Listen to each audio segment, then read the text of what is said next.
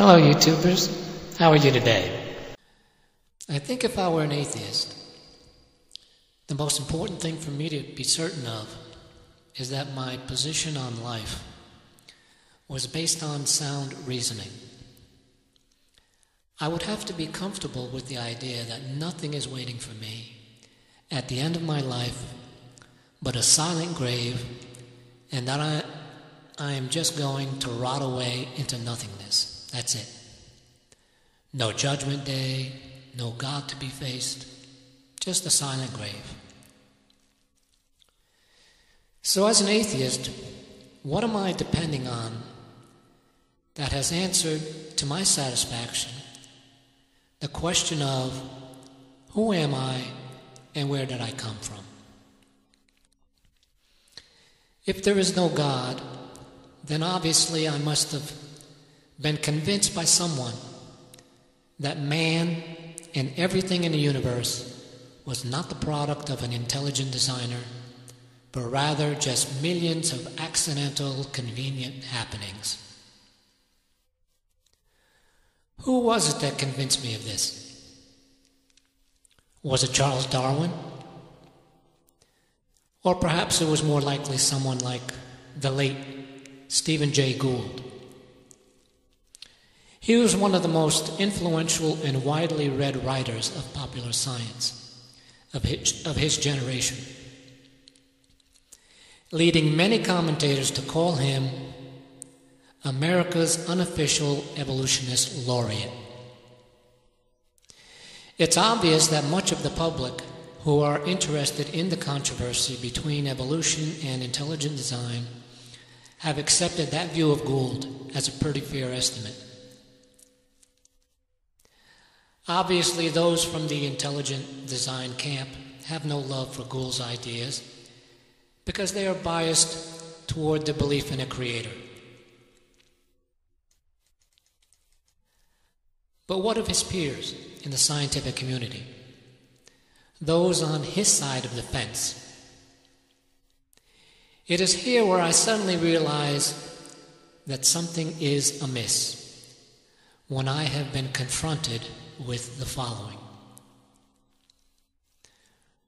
A prominent atheist, Richard Dawkins, said this about Stephen Jay Gould, and I quote, "I think the tendency of American intellectuals to learn their evolution from him is unfortunate, and that's putting it mildly."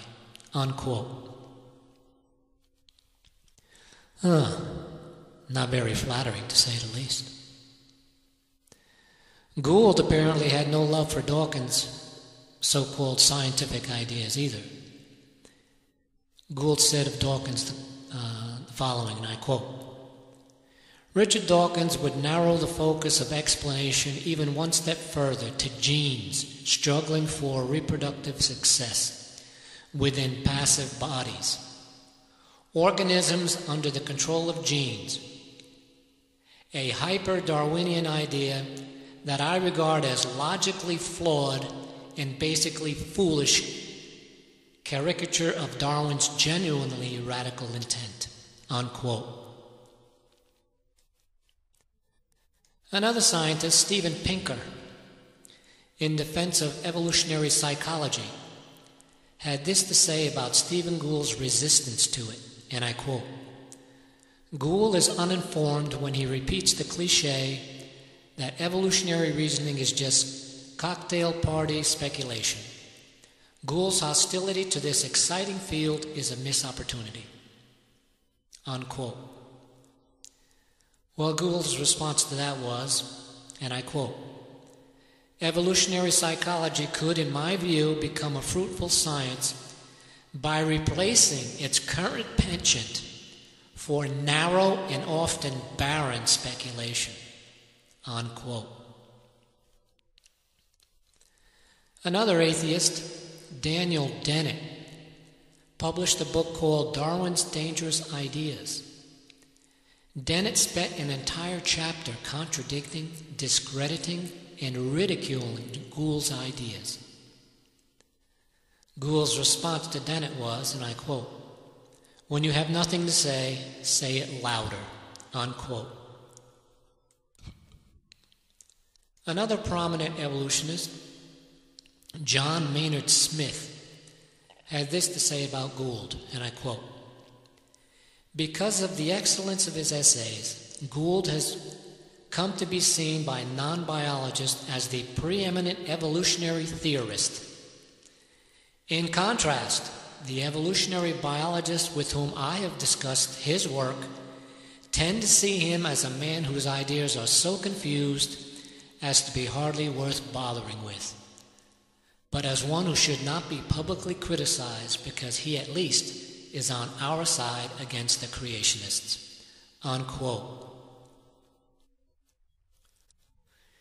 In the Kitzmiller versus Dover trial, evolutionist Kevin Padian testified that Gould didn't know what he was talking about in reference to the following quote from Stephen Jay Gould, and I quote, Gould had written, "The evolutionary trees that adorn our textbooks have data only at the tips and nodes of their branches. The rest is inference, however reasonable, not the evidence of fossils," unquote. Apparently, Padian didn't approve of America's unofficial evolutionist laureate's view on this. And of course, Stephen Jay Gould didn't exactly take the comments of his detractors lightly. He offered up the following, and I quote, "I am amused by the irony that has recently ensnared evolutionary theory. A movement of strict constructionism, a self-styled form of Darwinian fundamentalism, has risen to some prominence in a variety of fields, from the English biological heartland of John Maynard Smith to the uncompromising ideology of his compatriot Richard Dawkins, to the equally narrow and more ponderous writing of the American philosopher Daniel Dennett," unquote. So in light of this, what am I to think about the validity of the claims of evolutionists, when apparently the most prominent ones can't even come to a consensus amongst themselves as to what they believe about it? I was under the impression that the evidence for the theory was overwhelming. And one has to ask, is that the case? Well, if I'm honest with myself, I have to also be troubled by a recent admission of one of evolution's major proponents in the controversy, Ken Miller. In the Kitzmiller versus Dover trial, Miller was asked to testify as an expert witness for the prosecution. Miller is one of the leading critics of intelligent design theory.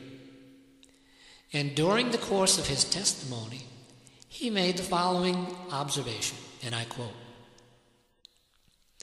"We understand from experiments that have been done in the laboratory how molecules can, to an extent, self-organize and even self-replicate.